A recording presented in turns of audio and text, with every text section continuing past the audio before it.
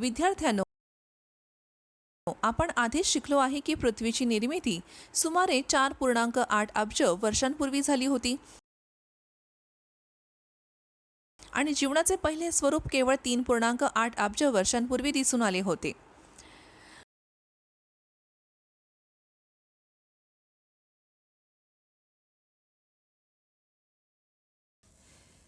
मी आहे. चला या अध्यायाचा मागील भाग आठवूया. जीवनाच्या उत्क्रांती आणि पुढील भागाकडे जाऊत.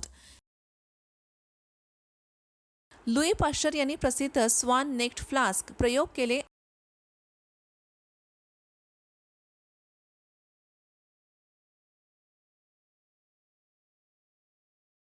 आणि हे सिद्ध केले की सर्व प्रकारचे जीवन केवळ अस्तित्वात असलेल्या जीवनातूनच उद्भवते.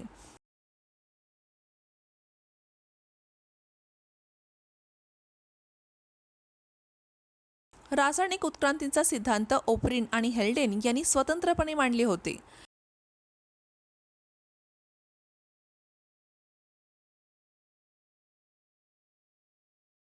मोठ्या रेणूंच्या समुच्चयांमुळे त्यांच्या रेणूंमधील बलामुळे मोठ्या आकाराचे कण तयार होतात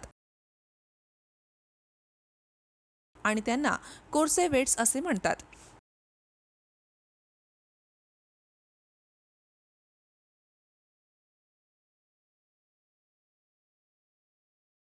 कोर्सेवेट्स जीवनाचे मूलभूत गुणधर्म जसे की चयापचय, वाढ आणि पुनरुत्पादन प्रदर्शित केले.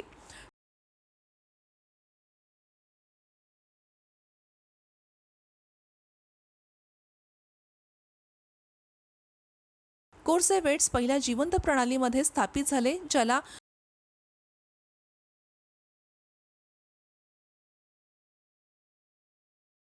प्रोटोबिओन्ट्स असे नाव देण्यात आले आहेत. रासायनिक उत्क्रांतीमुळे निर्माण झालेल्या आदिम पेशींनी हळूहळू जीवाणू, एकपेशीय वनस्पती, बुरशी आणि प्रोटोझोआसारख्या जीवांना जन्म दिला.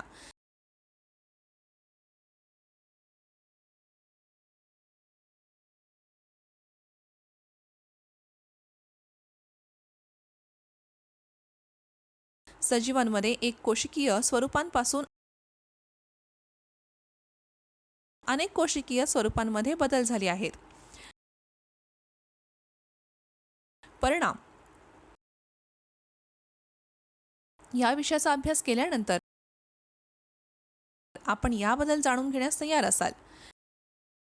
सेंद्रिय उत्क्रांतीच्या महत्त्वाचे विश्लेषण करा.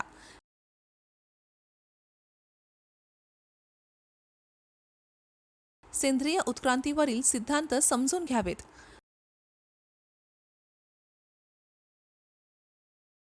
सूचक शब्द. सेंद्रिय उत्क्रांती, लेमार्कवाद, नैसर्गिक निवड,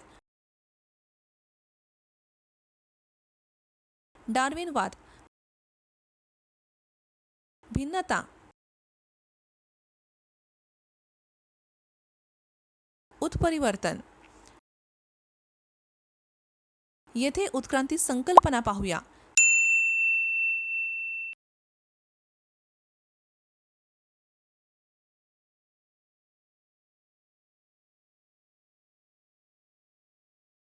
सेंद्रिय उत्क्रांती.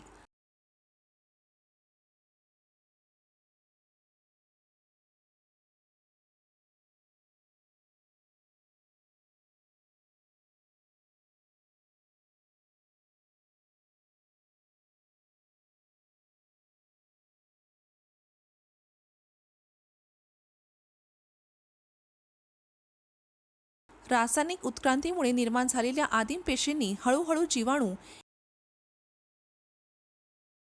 एकपेशीय वनस्पती, बुरशी आणि प्रोटोझोआसारख्या जीवांना जन्म दिला.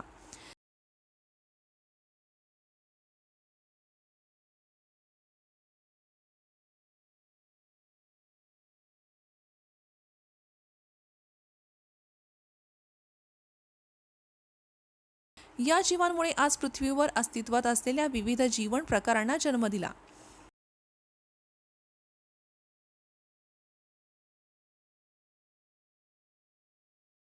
शक्य झाले त्या संथ आणि क्रमिक प्रक्रियेमुळे ज्याद्वारे सजीवांमध्ये एकल कोशिकीय स्वरूपांपासून जीवनाच्या अनेक कोशिक स्वरूपात बदल झाले आहेत.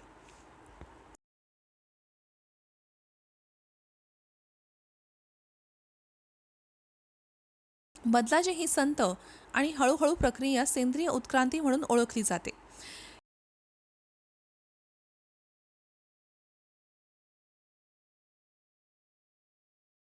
ही प्रक्रिया त्यांच्या पर्यावरणाच्या प्रभावाखाली जीवांना विकसित केलेल्या असंख्य बदलांचा परिणाम आहेत.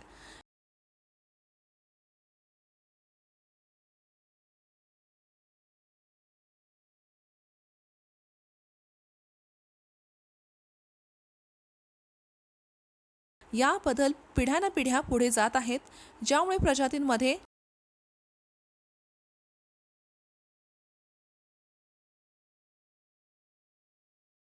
आणि त्यामध्ये नवीन वाणांची निर्मिती होत आहे.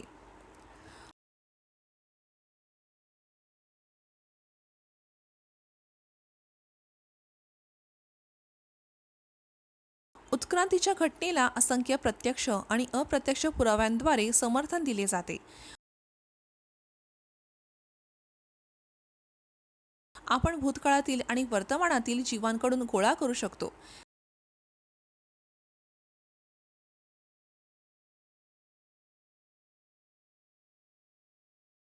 सेंद्रिय उत्क्रांतीची यंत्रणा शास्त्रज्ञांनी वेळोवेळी मांडलेल्या कल्पनाद्वारे स्पष्ट केली आहे.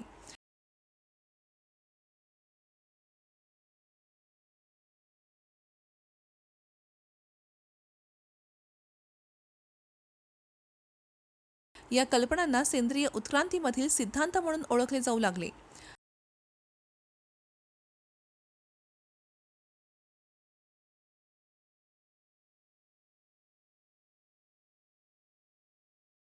खालील काही सिद्धांत आहेत जे सेंद्रिय उत्क्रांतीची यंत्रणा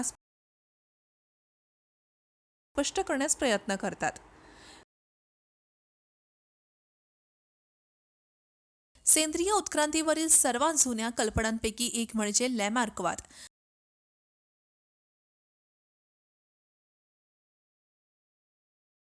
हा फ्रेंच प्राणीशास्त्रज्ञ जीन बॅप्टिस्ट लॅमार्क यांनी मांडला होता.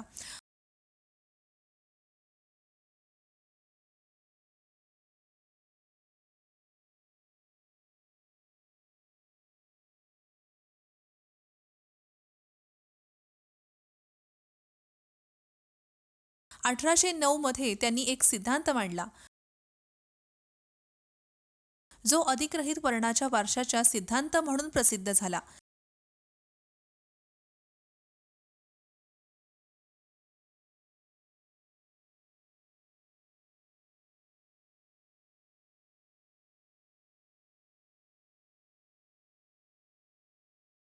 त्याचे वर्णन लॅमार्कवाद असेही केले जाते.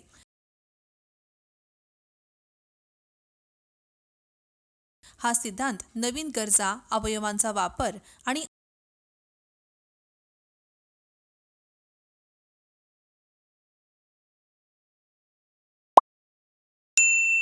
अधिग्रहित वर्णांचा वारसा या 3 मुख्य कल्पनांवर आधारित आहे.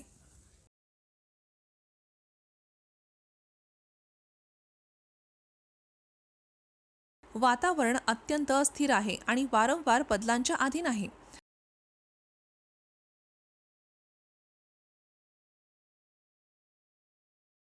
लॅमार्कचा असा विश्वास होता की अशा बदलांमुळे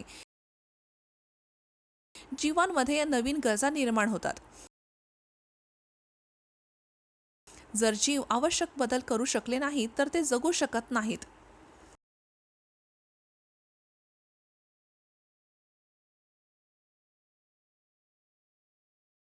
नवीन गरजा दिसणे जीवाला गरजा पूर्ण करण्यासाठी अतिरिक्त प्रयत्न करण्यास भाग पाडते.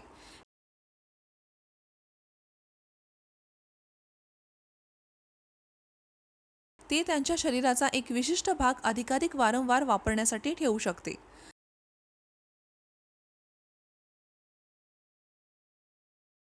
त्याचप्रमाणे जीवाला त्यांच्या शरीराचा एक भाग कमी वापरण्यात ठेवणे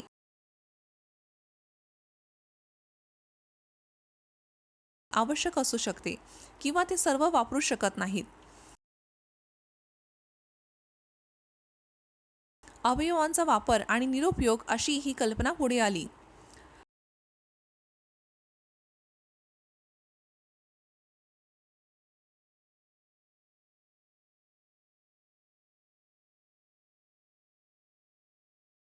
शरीराचा कोणताही भाग जो अधिकाधिक वापरला जातो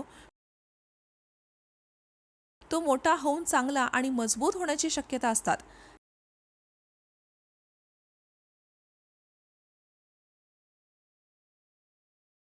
त्याच प्रकारे शरीराचा कोणताही भाग जो कमी वेळा वापरला जातो तो कमी ठळक होतो आणि शेवटी अदृश्य होऊ शकतो.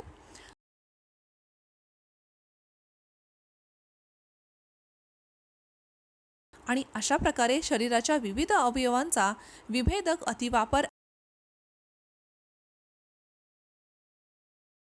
आणि गैरवापर करून जीव काही प्रमाणात बदलतो आणि नवीन वैशिष्ट्ये प्राप्त करतो.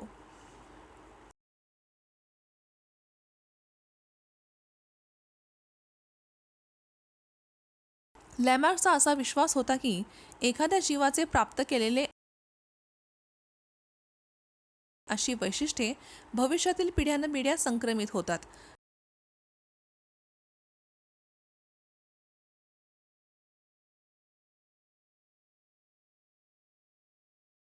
प्रत्येक पिढीमध्ये नवीन पात्रे आत्मसात केली जाते.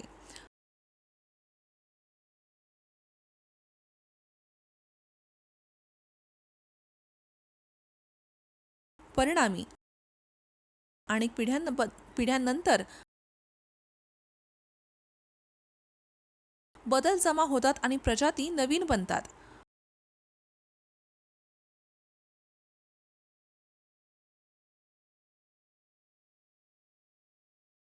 उत्क्रांतीबद्दल लॅमार्कच्या कल्पना त्यांच्या लेखनातील काही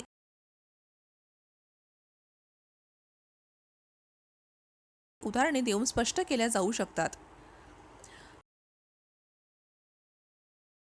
शरीराच्या अवयवांचा अतिवापर करण्याच्या कल्पनेच्या समर्थनार्थ जिराफाचे उदाहरण दिले आहे. सस्तन प्राण्यांमध्ये जिराफाची मान लांब आणि पुढचे हात लांब असण्यामध्ये वैशिष्ट्यपूर्ण आहे हे तुम्हाला माहिती आहे.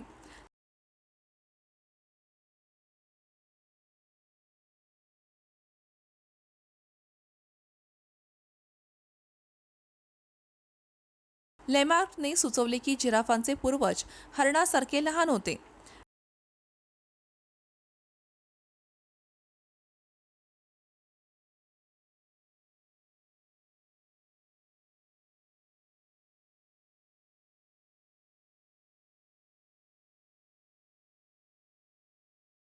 गवत आणि इतर लहान वनस्पतींची उपलब्धता कमी होत होती.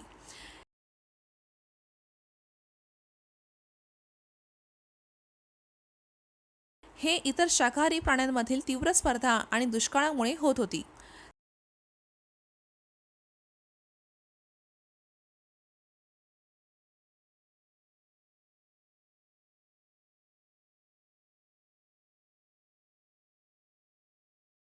लॅमार्कने सुचवले की जिराफ उंच झाडांच्या पानापर्यंत पोहोचण्यासाठी त्यांची मान आणि पुढचे हात पसरू लागले.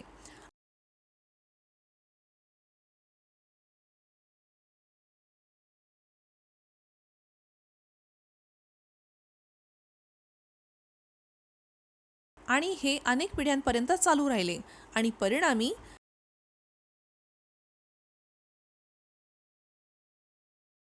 मान आणि पुढचे हात लांब झाले.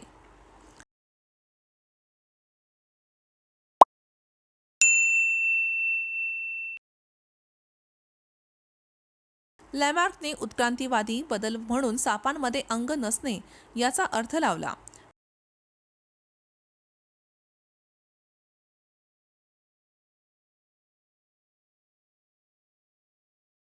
त्यांनी असे सुचवले की सापांच्या पूर्वजांना 4 चांगले विकसित हातपाय होते.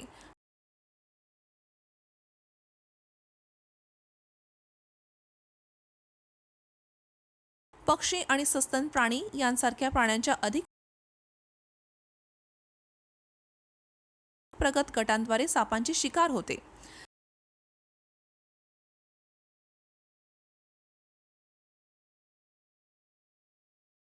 जगण्यासाठी ते जमिनीवर रांगू लागले आणि त्यांचा बहुतेक वेळ खड्डे आणि छिद्रांमध्ये लपून घालवला.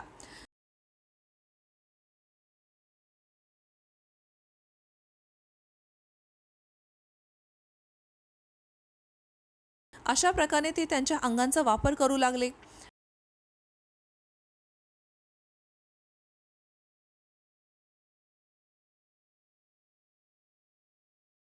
यामुळे हातपाय क्षीण झाले आणि शेवटी नाहीसे झाले.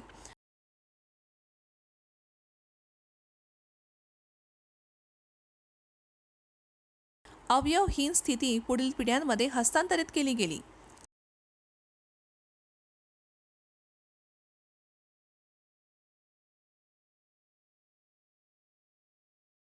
लॅमार्कच्या कल्पनांमध्ये काही कमतरता होत्या.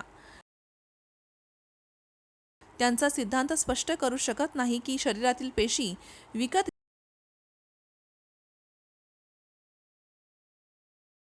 घेतलेल्या वैशिष्ट्यांवर पुनरुत्पादन पेशींमध्ये कसे जातात.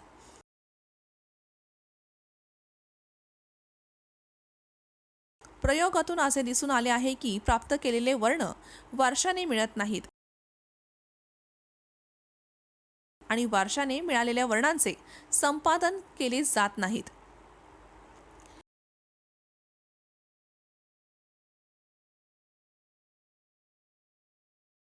डार्विनवाद. चार्ल्स डार्विनने 1859 मध्ये उत्क्रांतीची संभाव्य यंत्रणा स्पष्ट करण्यासाठी एक सिद्धांत मांडला होता.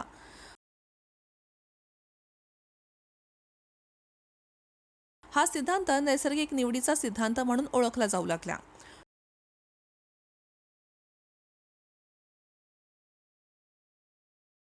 तो डार्विनवाद या नावाने अधिक प्रसिद्ध आहे.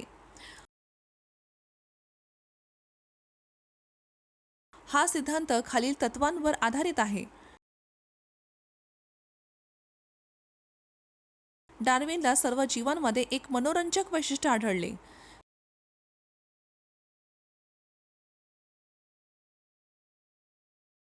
सर्व जीवांमध्ये मोठ्या प्रमाणात पिल्ले निर्माण करण्याची नैसर्गिक क्षमता असते.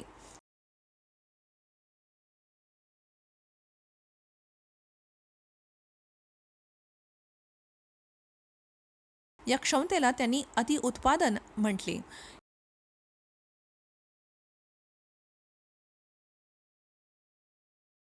या कल्पनेच्या समर्थनार्थ डार्विनने अनेक उदाहरणे दिली. हत्ती हे सर्वात हळू प्रजनन करणारे प्राणी आहेत.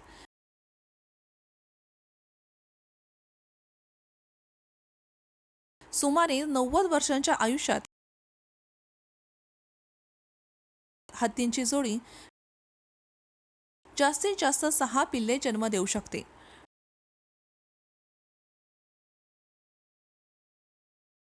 डार्विनने गणना केली की जर सर्व 6 पिल्ले जगली वाढली आणि त्याच गतीने पुनरुत्पादन झाली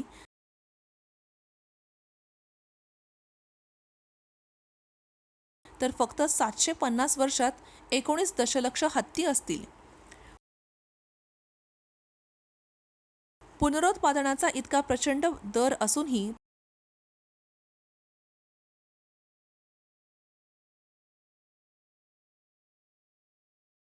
प्रत्येक प्रजातीतील व्यक्तींची संख्या दीर्घकाळापर्यंत जवळजवळ स्थिर राहते. डार्विनने असा तर्क केला की पुनरुत्पादनाच्या उच्च दरामुळे व्यक्तींमध्ये स्पर्धा असणे आवश्यक आहे. हे अन्न, पाणी, राहण्याची जागा आणि इतर संसाधने सामायिक करण्यासाठी आहेत. या स्पर्धेचे वर्णन डार्विनने अस्तित्वाचा संघर्ष असे केले होते.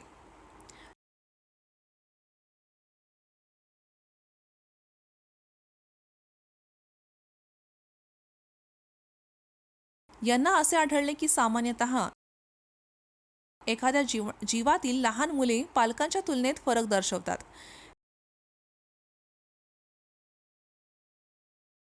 त्यांची भिन्नता असे वर्णन केले.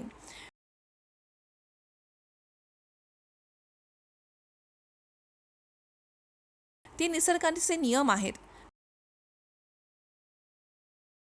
ते एखाद्या जीवाला वातावरणाशी अधिक चांगले जुळवून घेण्यास मदत करत असतात.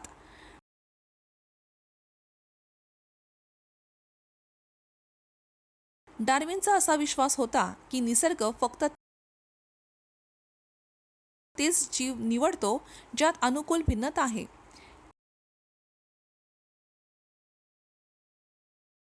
ते या भिन्नतेसह तरुणांची निर्मिती करत आहेत.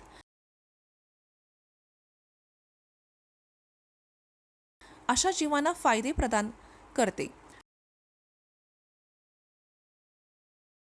डार्विनने या प्रक्रियेचे वर्णन नैसर्गिक निवड असे केले.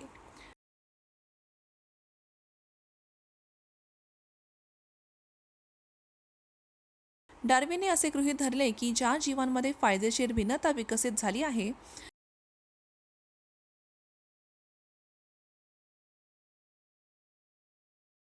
त्यांनाच जगण्याची चांगली संधी आहे. कमी जुळवून घेतलेले आणि अनुकूल नसलेले जीव नष्ट होतात.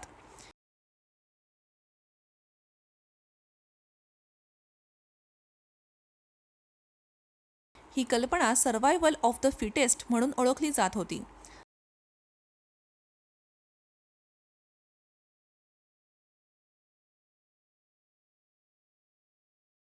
अशा प्रकारे नवीन प्रजाती अस्तित्वात असलेल्या प्रजातींपासून हळूहळू विकसित होतात. डार्विनचा असा विश्वास होता की भिन्नता हा उत्क्रांतीचा कच्चा माल असला तरी नैसर्गिक आहे. निवड ही कार्यकारी शक्ती आहे.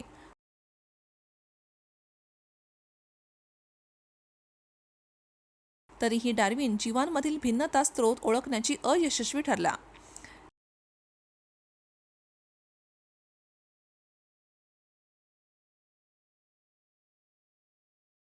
यामुळे डार्विनने सर्व्हायव्हल ऑफ द फिटेस्ट समजावून सांगितले, परंतु त्याचे आगमनही नाही. वारसा हक्काच्या यंत्रणेची त्याला कल्पना नव्हती.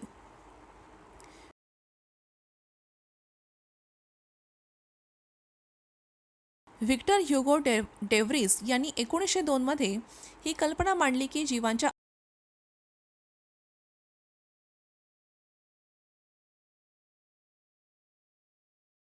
अनुवांशिक रचनेत अचानक बदल घडून येतात.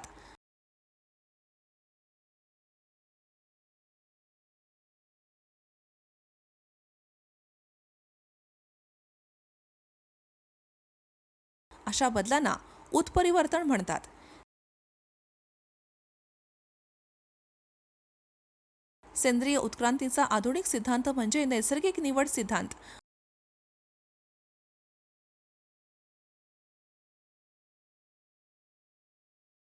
आणि उत्परिवर्तन सिद्धांतातील कल्पनाचे संश्लेषण होय.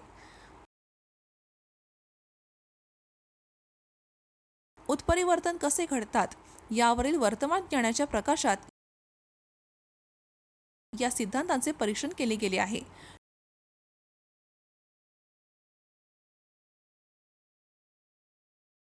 तो निओ डार्विनवाद म्हणून ओळखला जातो.